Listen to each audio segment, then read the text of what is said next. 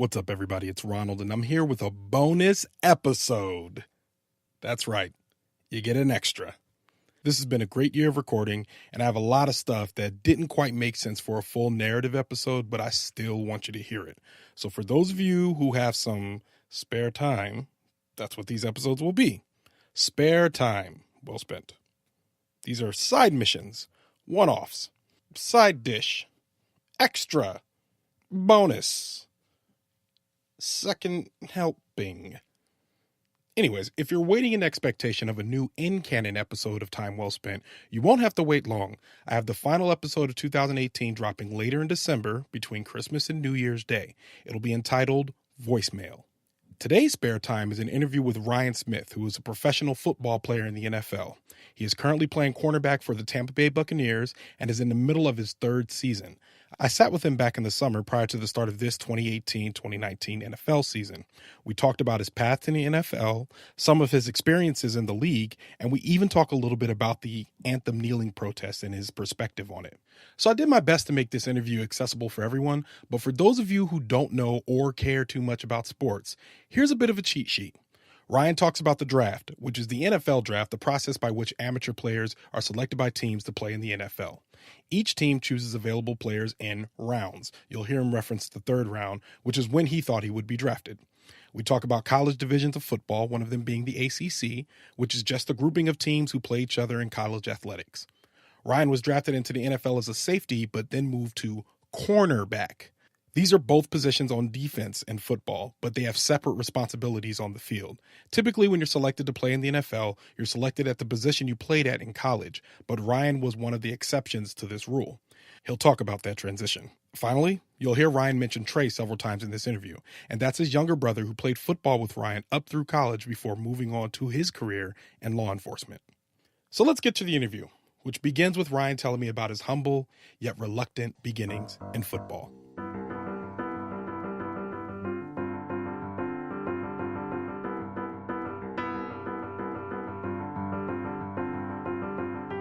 Growing up, I actually hated football. My mom made me play football. I love basketball. But every year football rolled around, man, I cried. I don't want to play football. I don't want to play football. She's like, no, you ain't going to be out here in the streets. Blah, blah, blah. So she put us in sports. We also played baseball as well. Nice. That was pretty dope. Yeah. But as I got older, I just started playing football and basketball. I got to high school. I stopped playing football. I was just playing basketball. I'm not playing football no more. Well, my junior year, actually, I wanted to play, but I didn't have the grades, so I couldn't do that. So I was like, dang, all right. Senior year, I figured, I have a better shot of going to college playing football because, they hold more on a roster than basketball does. So I was like, all right, I'm going to try to help my family out, earn a scholarship, and do my thing in college, wherever I end up at. Mm-hmm. And it's funny, the college I ended up at, which is North Carolina Central University, I never even heard of that school before. When they came to see me, I was like, what? I'm not going to that school. I don't even know where it is. Yeah. I never heard of them. And I had bigger schools looking at me. And I really wanted to go to Towson because it was home. Didn't want to leave home. Yeah. And then Old Dominion. One of my cousins was supposed to go there. Glad you didn't go to ODU. I went to VCU. ODU was trash. Go Rams. Continue. One of my boys went to ODU. But yeah, that's how that happened. So, like I said, I hated football growing up, and my mom made me play. She didn't care. So you go to Central, you go to this place you've never been before, in Podunk Town, rinky-dink state. Actually, I love North Carolina, but you go to a very small school. Yeah, wasn't even on full scholarship. Really? Yeah. What scholarship did you get? Partial, so they gave me $10,000-$14,000. Was it just like room and board, or just like what was it? I honestly can't remember what it was. Okay. I know I owe actors.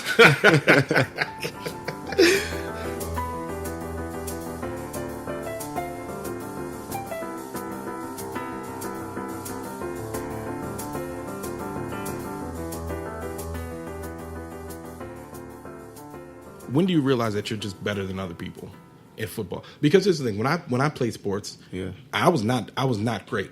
at basketball. I played it all the time. Was not great. My friends will tell you I was not great. But in my mind, I was going to the NBA. No matter what. Everyone had taught me that if you believe it, you can achieve it. No one told me that you had to be 6 feet. None of that. At least 6 feet. Yeah, exactly. No one says that. 6 feet is short in the NBA, but no one says that. No one talks about genetics or, hey, Ronald, you kind of have to win a lottery before you can even get to the point where you're playing good enough to get in there. No one tells me that. So at that point, you're playing as a child. When do you get to a place where you're like, I'm just better than these guys? Well, we played out of conference teams. We played an ACC team. We played Duke every year, really. We played ECU. And I was checking their top dudes. And Duke, I got an interception every game we played them. Nice. You know, and I don't think I had a ball caught on me, really. Okay. You know, and just the things, it's crazy. After the game, people would tell me, Ryan, you look like you belong on that level. Mm-hmm. Like, I stood out from everybody else. Mm-hmm. And when people told me that, it kind of boosted my confidence. Like, I knew I was good. I always knew I could play with these dudes, but hearing other people that watched me play and tell me what I already knew about myself, it gives me that extra boost of confidence for real. So that really helped playing in the bigger schools and showing that I can hang with them.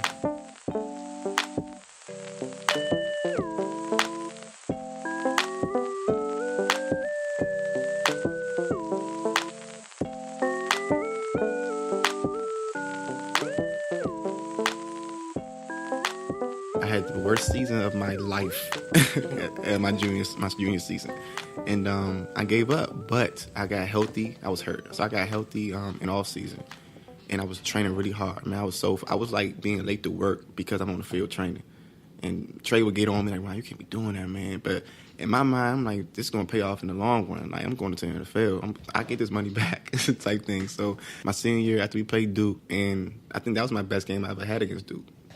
All the coaches coming to me saying how great of a game I had, and you know how I look like I belong on the field with them. And then he told me, he said, "Ryan, it's about to get hectic here. You're gonna have scouts coming to see you." I'm like, "For real? How you know that?" Blah, blah, blah. Because he's a coach. He's been there. He's seen that. And showing up the next practice, the Seahawks was the first team that came to see me. Mm. And after that, they started rolling in. Every team from the NFL came to see me, and it was like, wow, I'm really experiencing this. Like, yeah. I'm the first one to get drafted from my school in like 20-something years. Really? So it was like, wow, it's like I made history type. That's how I feel. Like, it was so, I never, like, not growing up, but when I got to school, I always said I was going to the NFL, but being drafted never crossed my mind. Yeah. It was like, oh, I'm about to get drafted. Yeah. This is so dope. It's blowing my mind. Like, I feel like I'm there, like, listening to you talk about it. So at that point, like, you know it's going to happen. Mm-hmm. Tell me about draft day. What's that like? I thought I was going like third round. So I had people come over, you know, experience, you know, the celebration with me, and it didn't happen. Mm-hmm. It didn't happen, and I went in my room. I locked myself in the door. Mm-hmm. Everybody's out here. Mm-hmm. You know, it gets to like it's like 10 picks left in the third round, and then I see the Arizona Cardinals just on the board. Arizona was the last pick. I mean, they had to give me, because Arizona was a team that was really showing interest in me. The GM was calling me, you know, saying something like, okay, Arizona might give me Patrick Peterson, my favorite player. Mm-hmm. I'm like, I'm playing with Pat P. Mm-hmm. So it gets to the last pick, and I'm like, yo, I didn't get drafted. So I'm just thinking like, okay, so things are not going as planned, like I thought it would be. So the next morning, I wake up, I'm crying, I'm praying, and I'm doing everything, and I'm like, Lord, whatever you want, you know, whatever it is, just get me in the door, and I'm going to work. I get the phone call from Tampa Bay, and they're like, hey, Ryan, this is Jason Light, Tampa Bay Buccaneers. And it's crazy. Tampa Bay was one of the teams, my top 5 teams I wanted to go to. Mm-hmm. And when I visited them in all season, they had a great facility and everything. And they called me. They said, yeah, we're gonna pick you up next one. So I was like, really? I said, yeah. He said, but we're going to bring you in as a safety. I'm like, oh, okay. Hey, whatever I gotta do, I'm here. So they called me. My mom came in here crying and all that stuff. We was over there in the corner. Mm-hmm. It was a great experience. Yeah. My phone had cut off. So many people was hitting me up like the same time. Yeah, like the phone couldn't take it no more. Yeah. My phone cut off. I'm like, wow. Then finally cut back on. I had 1,000 messages, my DMs and Instagram, all that stuff. Yeah. People saying congratulations, but it goes down in the DMs. It goes down to my DM's dry now. Yeah.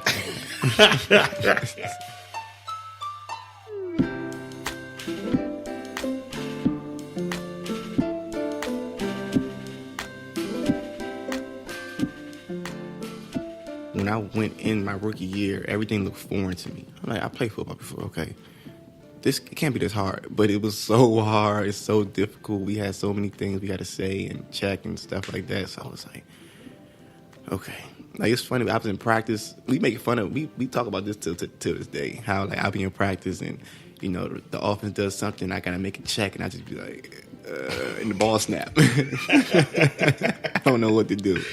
But, I mean, I made the best of it. You know, my first preseason game, I did okay. I did okay to be my first game in the NFL.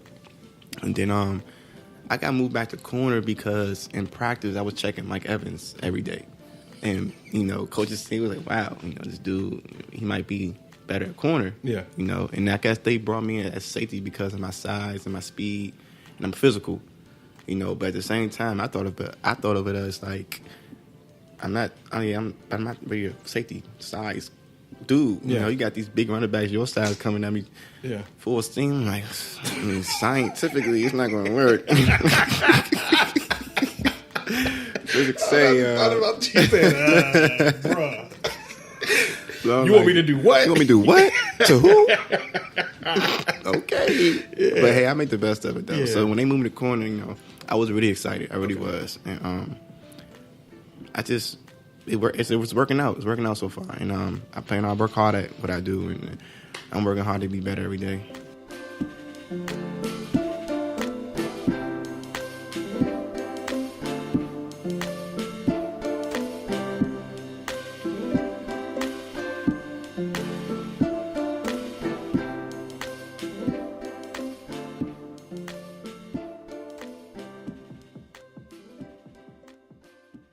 So let's talk a little bit about going from a regular person to being in the NFL.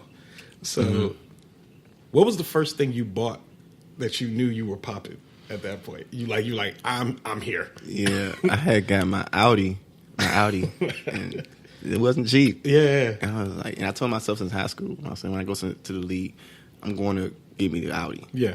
And as soon as I got that check, I was like, all right.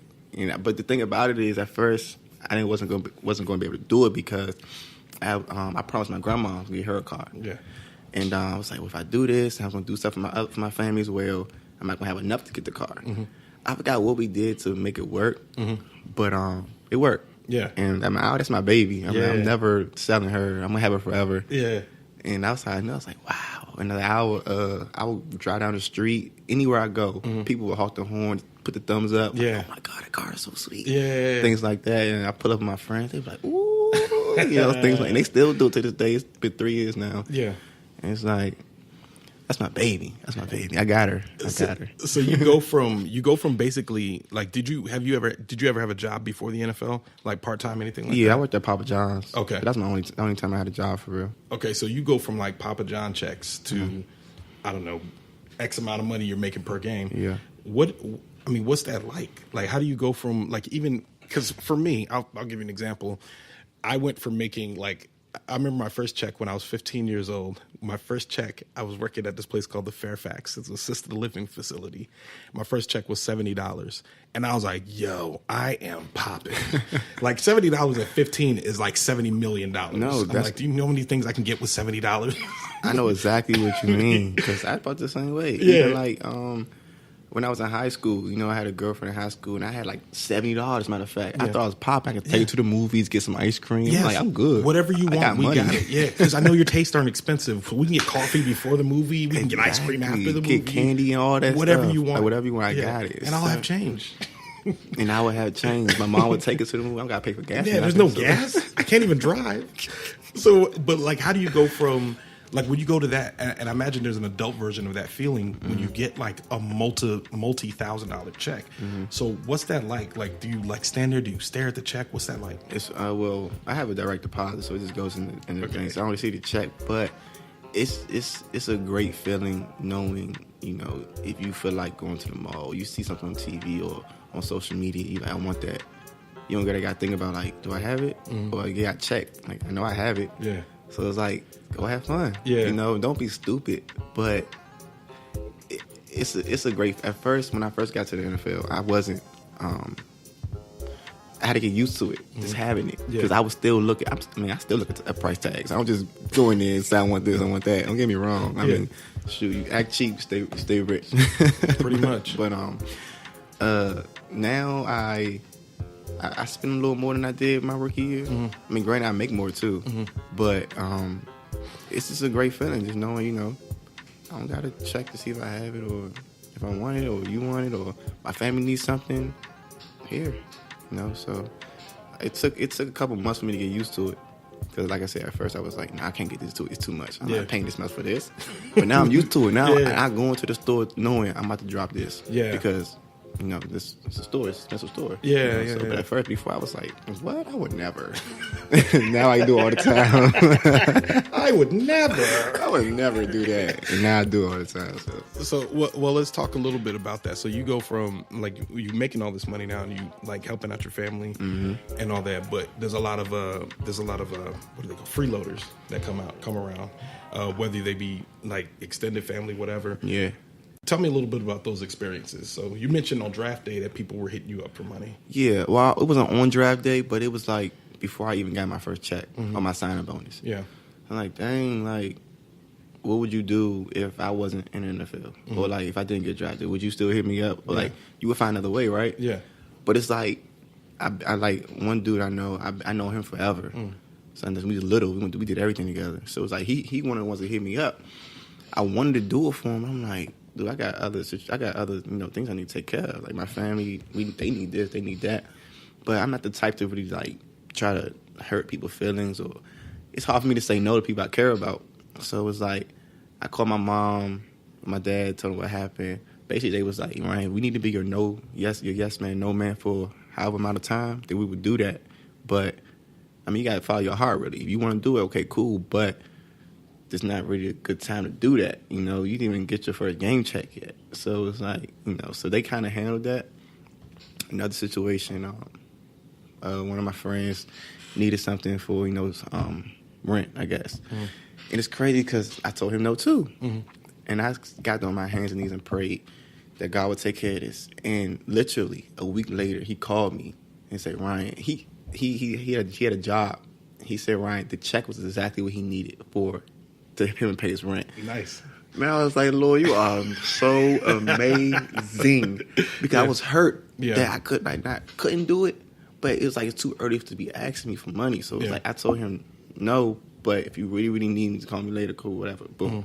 But God made it work. And I was like, oh my gosh, thank you so much for answering my prayers. Like, it was crazy. But I don't really like when people ask me for money. I will offer it. That's different. But if you asking, let's say I barely talk to you type stuff. Like, come on, like, are you serious right now? Yeah. But it doesn't happen that often. It hasn't happened in a while. But all that stuff happened within my first year before I got my first game check, which is baffling to me. Yeah, like, it's crazy. Well, how do you? What's your forward thing? Like, let's talk financial strategy. Like, going forward, do you have a plan for, like, financial? And this isn't a pitch. I have no plans for your money. Oh, no, that's cool. What are your plans, like, going forward to, you know, keep yourself in this place? Because you won't always be in the NFL. No, you're right. Well, I'm looking into investing. One of my boys, my close boys, he's like my brother. He works at a barber shop. He always talking about opening his own, you know, going to business. And I figured, now he's booming. Everybody knows who he is. He gets a lot of customers, a lot of clients. I told him, you know, I could be the one to, you know, put some money down, help you start it, because I go in business with you, and that's always going to be open. I can keep making money like that. That's one thing. And I always wanted to open a gym. You know, and in my gym, I want like a one-stop shop. You have everything you can ever think of. You got the shakes, you got the yoga, you got the basketball, the pool, the football, the tennis. You got everything in one area. Yeah. I understand that college, you got to buy a lot of land for all that stuff, but like when I really like dream and think big. I dream so big, and what people be like, are you sure you can do all that type stuff? Like, yes, I'm sure I can do all that. Yeah. Like, y'all didn't think I was going to the NFL, right? I'm here. So I like that. It's like, I really dream big. So, you know, I'm probably going to invest. I know I'm going to invest, you know, in property and one of my close brothers. So that's what I want to do after football, at least. I really don't want to work after football. You know, I want to play long enough to where I'm good, and my kids are good, or their kids good type stuff, just to be, you know, I'm comfortable. But that's what I want to do. So when you say you don't want to work, you don't mean you don't want to work. You mean you don't want a 9 to 5. I don't want a 9 to 5. It's actually understand. working, Yeah. but no 9 to 5. Yeah. No.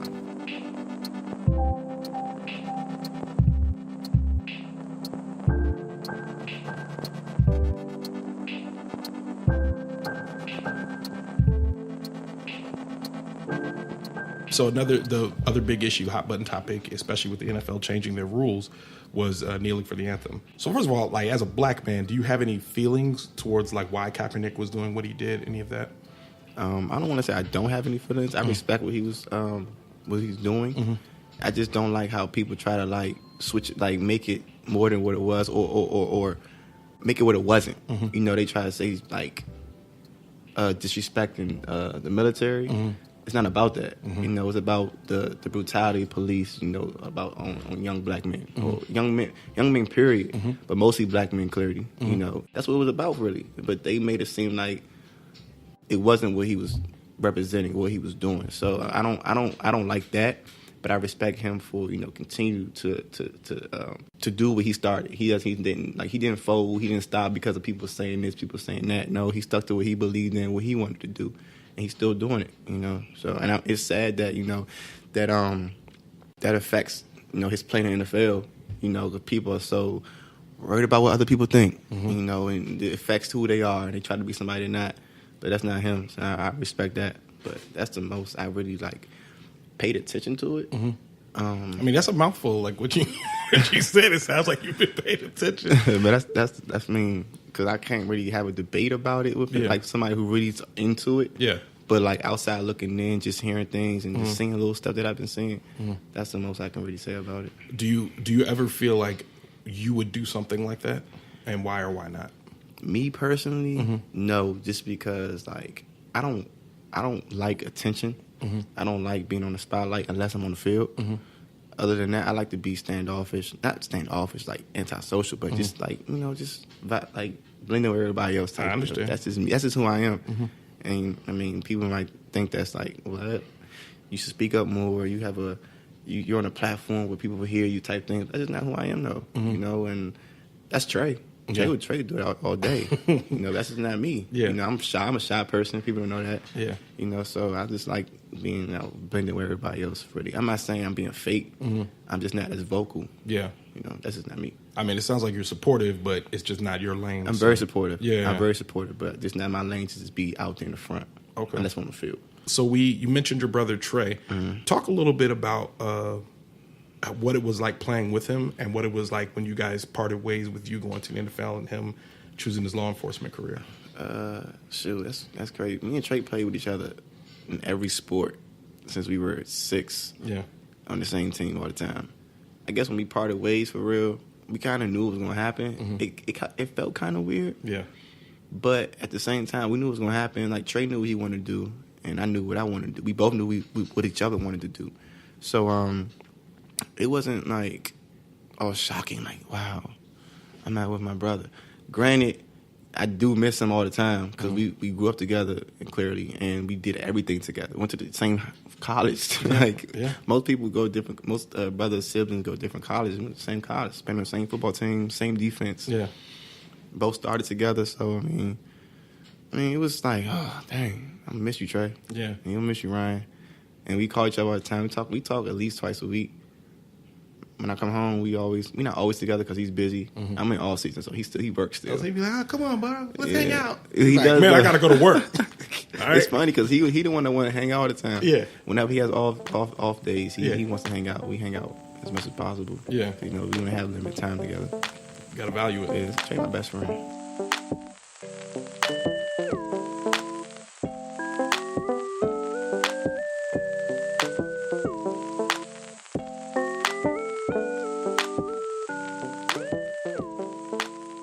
Man, thanks so much for being on the show. No doubt, appreciate it. I appreciate you. Good luck this season. Thank you. Yeah, I'm looking forward to.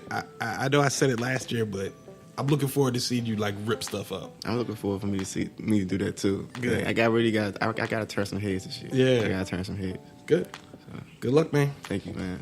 Wilson, Mullins throws, end zone, and it is picked off.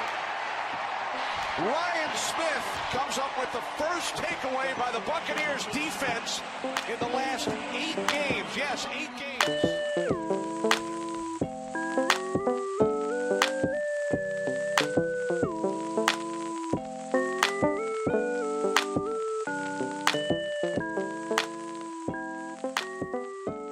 That clip was from this past Sunday, November 25th, as Ryan recorded his first interception of the season in the Buccaneers' victory over the San Francisco 49ers. Glad to see him performing well. If you want to learn more about Ryan or follow his progress in the NFL, you can find him on Instagram with the handle @everythingfordeuce, that's DEUCE, and on Twitter with the handle OhLawdy, that's OHLAWWWDY. Also, thank you to Lizzie Peabody for editing support and the mysterious Breakmaster Cylinder for the great music you've heard this episode.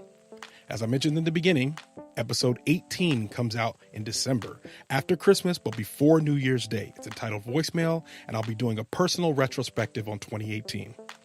Also, if you want to help OhitsBigRon Studios grow, go to patreon.com/OhitsBigRon.